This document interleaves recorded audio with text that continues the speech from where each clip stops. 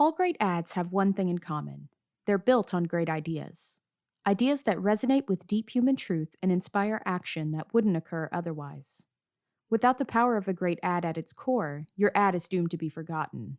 Or worse, ignored. In this episode of On the Mic with Ad Results Media, we're finishing up our series on the anatomy of an ad with a discussion on creative concepting, also known as idea generation. We'll discuss the mindset, techniques, and tools ad makers use to produce the large number of potential ideas needed to find a great idea. And we'll share tips on how to go from the big idea to polished ads without getting bogged down. If you've ever wondered what it takes to go from a blank page to a creative ad that people actually enjoy, this episode is for you. So let's get started. Most people don't realize this, but there's a lot of science about how much problem solving your subconscious does. You never know whenever that flash is going to strike.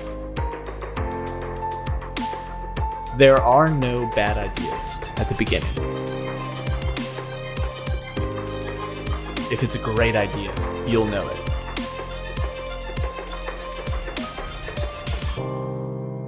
All right, so Nathan, we have discussed brand, we've discussed strategy, and that brings us to the final episode of this series. So what's the next step in the process? Next comes concepting. And all that means is it's time for us to come up with some great ideas. And the emphasis is really on great ideas because there's this idea that good can really be the enemy of great. Great ideas that are executed well, they stand out. But a good idea or a merely good idea, even when it's supremely executed, it's ultimately just going to kind of fade away into a sea of average. A great idea is something that can become larger than just a campaign or a one-off. It can really become a brand's platform. And the fact is that there's just no way to stretch something that's just good enough into something that big. It just will never fit. Coming up with a great idea sounds easy in theory, but how do you actually come up with that idea? There's this quote I really like that Hemingway supposedly said, which is, "Writing is easy. All you need to do is sit at a typewriter and bleed." There's lots of hard work that has to happen, but I don't agree that it necessarily needs to be torture. One thing that is really important is that creating and concepting requires openness. And I think that's a big pitfall for not just people who don't think of themselves as creative types, but especially for creative types, because it's really important that you don't let the sort of censor in, the person that is inside you saying, no, that's not a good idea. No, that's not a good idea. You got to get your mindset right up front and allow that openness to be so that ideas can come. You want a lot of ideas. You have to digest that brief that we just talked about, how important the strategy is. And the first sort of step as a creative is to really dig into that and process it. Maybe do a little bit of thinking on paper, but at that point, it's honestly, I think it's best to give it some space if possible. Maybe that means literally going for a walk or even better, sleeping on it. Most people don't realize this, but there's a lot of science about how much problem solving your subconscious does. And a lot of that happens while you're asleep. So in a weird way, you can work even when you're not working at a subconscious level. Your mind is sort of letting that problem marinate. And that really will produce a better outcome. It feels like magic, but if you just start rattling off half-baked ideas before you've even dug in, you're never going to get the same result that you could if you let your subconscious really sink its teeth in up front. I feel like my best ideas honestly come when I'm either in the shower or driving to and from work. So I actually have a little booklet that I keep with me, a little journal that I jot down notes. No lie, I keep one in my car and I keep one on my bedside table so I can write things down as they come to me. That's great. And that's actually a really good practice for someone who's trying to come up with concepts. You never know whenever that flash is going to strike. So writers in general that want to be prolific, they do keep paper on their person so that anytime that inspiration comes, you're there ready for it. That's absolutely what you need to do. At some point, obviously, you're going to have to come back. And you can't just go out and, okay, let me just sleep on it indefinitely. That's not at all what I'm saying here. You have to sit down and actually do the brainstorming. But even if it looks weird, taking the time to really dig in and take a step back and let your mind and your body sort of process things at a subconscious level is still work, even if it looks a little strange. You're starting to get that sort of intuitive grasp that can only come from that really deep processing. So that intuition about the brand, that intuition about the target and the proposition and the strategy itself, that's all sort of this fertile soil that you're going to be really using as the foundation for the idea generation. And at that point, you're able to cast a lot of seeds and see what grows. And only at that point can you really start curating from a vast amount of ideas to find the truly great ones. So how exactly do you go about brainstorming to get a great idea instead of a good one? Well, we sort of hit on this already, but you have to set some ground rules. There are obviously truly no rules in creation. I'm not going to sit here and say that there are absolutely like laws, but what I will say is most creative people will agree that the boundaries that they set for themselves are actually part of what makes the creation possible. It's sort of like having all of this water that you could just sort of like dump versus having a nozzle that you can pinpoint and really focus all of that potential energy, right? So some of the ground rules that I think that you have to set, some of the boundaries for yourself. There are no bad ideas at the beginning, none. And if you're like me at all, this is very difficult. It's very difficult. It's so much easier to say, no stupid questions, no bad ideas. Just let it all get out there. And that sounds really nice. And then you go to sit down on the page and everything you put down there, you'll find a reason why you should just scratch it out. Or if you're typing, this is why you actually probably should not type out your ideas at first. Not only because handwriting actually connects to a different part of your brain and sort of allows for some nonverbal processing, but also because sitting at the computer, at the word processor, you're basically in edit mode as you're in create mode.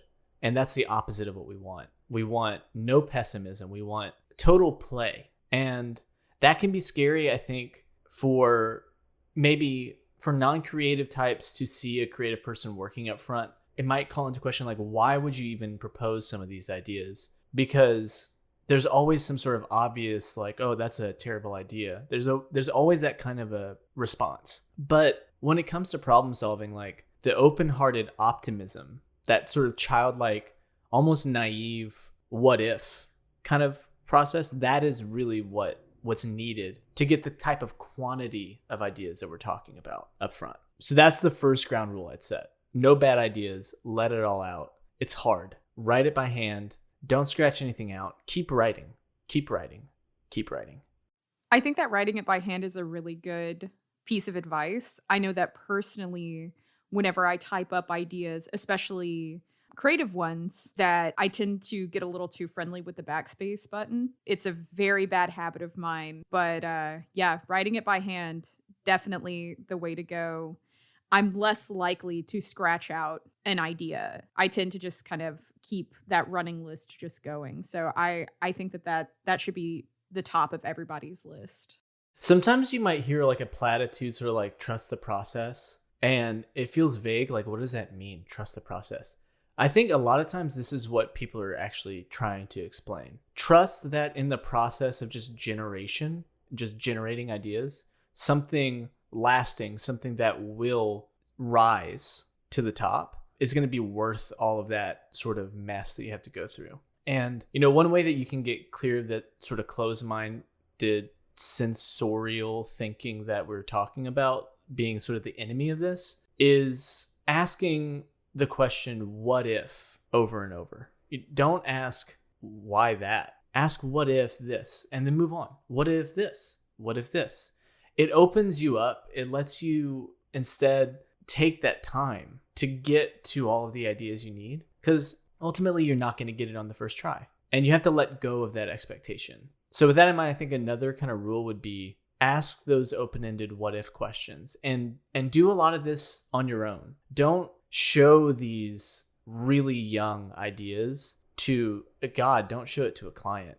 For your own good and for their good, don't show them the mess. And don't show it necessarily even to a coworker or someone who's a supervisor of your creative work. Not because they wouldn't understand, but because it's too easy to be influenced early on by other people's points of view. And it's also tempting to take their feedback as criticism, even if it's not meant to. Maybe they're trying to give you generative feedback, but we take it as a sort of personal attack. And, you know, there's that, I think we've talked about this in another podcast, the whole kill your darlings thing. This is not that. Like, none of these are your darlings because they haven't been alive long enough. You know, that saying is all about when you're editing a piece of work and there's that one thing that doesn't fit, but you just love it. Like, that's something you slaved over and you're like, Gollum, my precious. That's when it's time to let go. But this is not that. This is where we're just trying to actually let it all out. This is digging as far as we can go because we don't know which of these ideas might end up being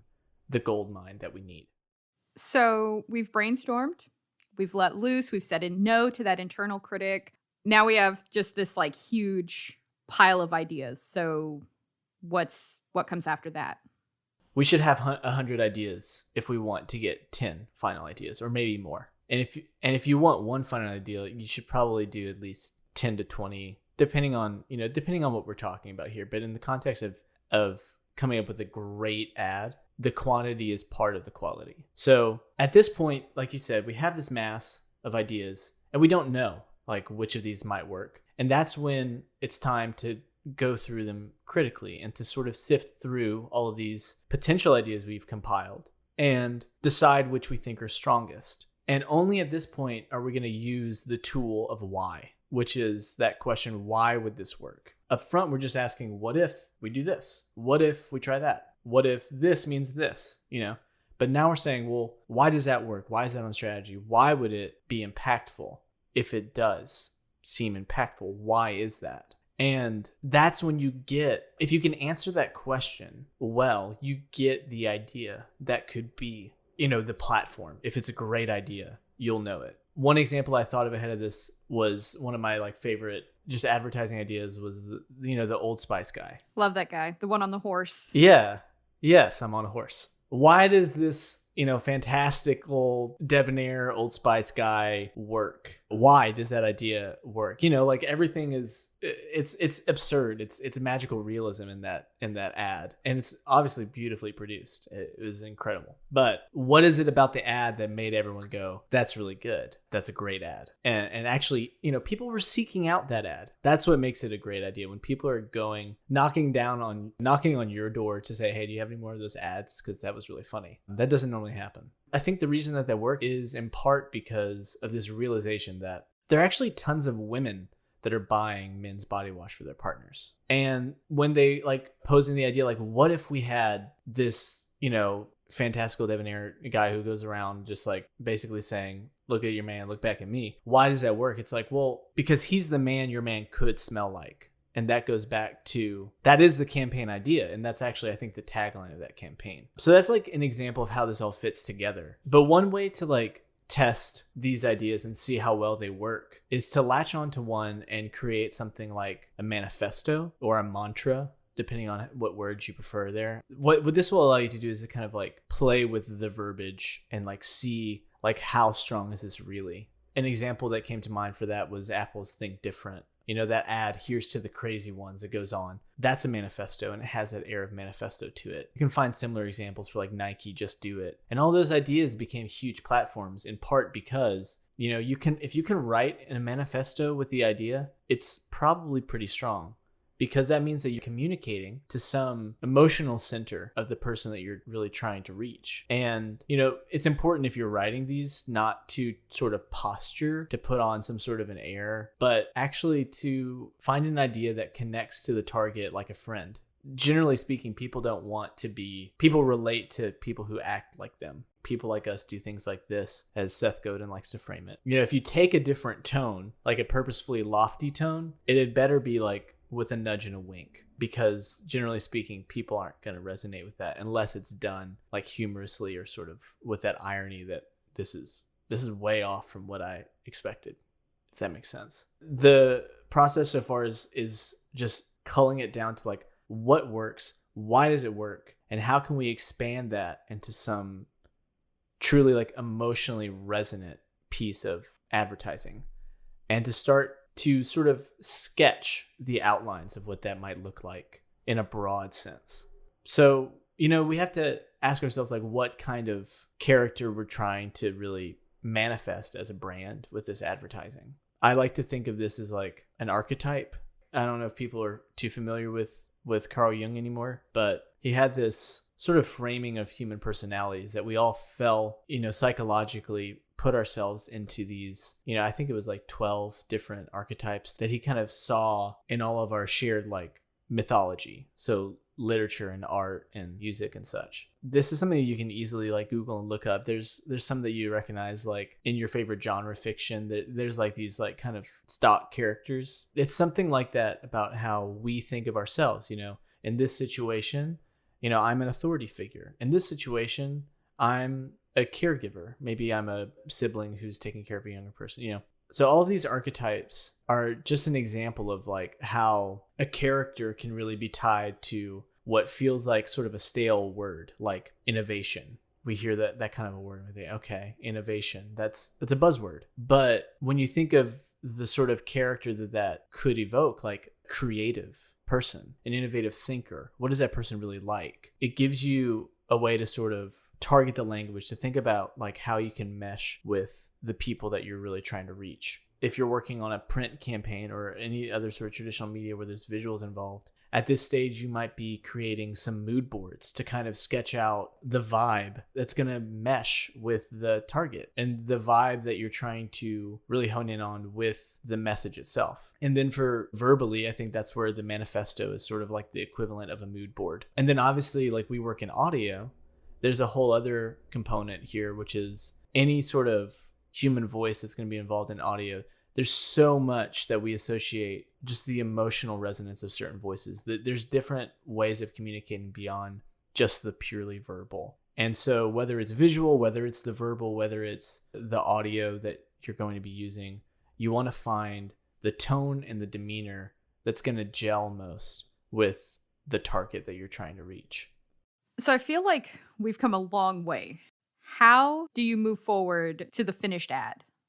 Well, we're looking at this at a high level, so it's a bit of an oversimplification here, but you've been coming up with these ideas and you've probably chosen, at each point you're choosing like, here's the best idea I have right now. And that idea is not itself the execution. It is the place that you're going to kind of look to as the starting point for these tactics that you're going to develop. So a tactic in this case means, how does this idea translate in different mediums? So, in traditional media, how does this look visually on a billboard, or digitally, how does this look as a banner ad? How does this feel on the web experience? Does it maybe translate to the product itself? Is there a way that we can bring this idea into something like an experience outside of the product itself? It's really a process of, again, for each of these tactics, you start with the rough, jot down the copy in a rough way, and think about the differences in those audiences. There's going to be a very different expectation if I'm listening to an audio spot in a radio ad than what I might expect in social copy or on web copy, or what's going to work in a billboard. For example, I think the studies have shown that past 7 words on a billboard, it's most people can't retain it. So you have to think about, okay, how much time and attention are people realistically going to devote to this ad? If someone's reading a magazine, they're engrossed in the ad. They flip the page. There it is. There's something that they might just flip the page or they might not. It has to grab them instantaneously. With a podcast, for example, there's something similar. I'm engrossed in a show, and you have a moment where the host, who I've been already kind of drawn into, they start to talk about a product, and I'm either drawn in immediately or I start to skip. And so we have to ask, like, what is it that is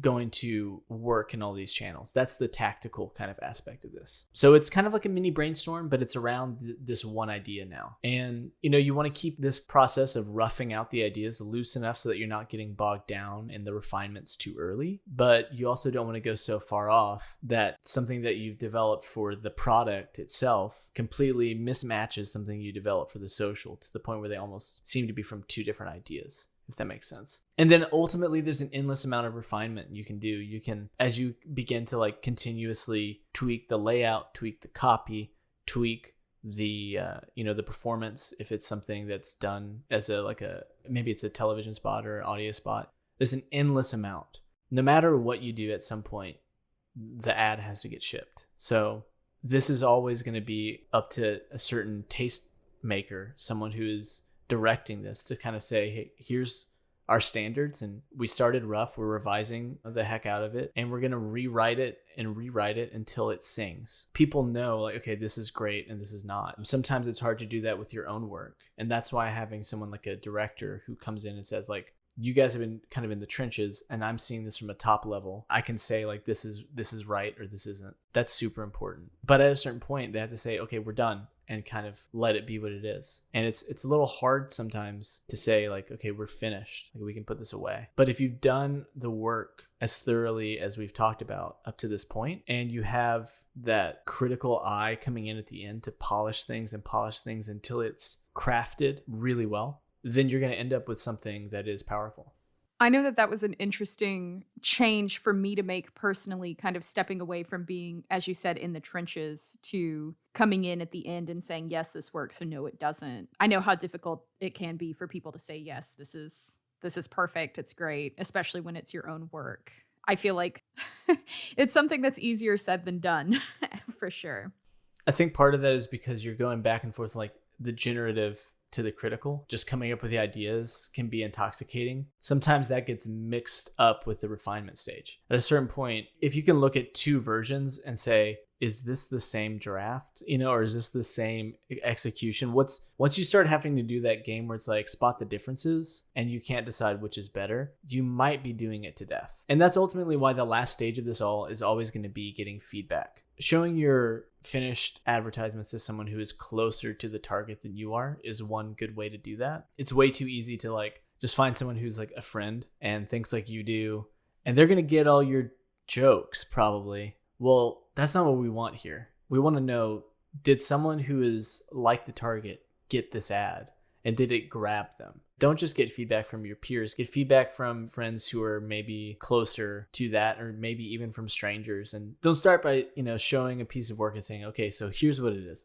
Don't explain it, because that's not how it works. In the real world, no one says, okay, so for this next spot, we're going to have this character come in and he's going to do this. And that's going to be the joke is that. And then you're going to get no, like that's not how it works. It's in the wild. It has to live on its own. Show the work and ask for their reaction, but don't preface it. That's going to give you a pretty good idea if you have something that's working or if it's a flop.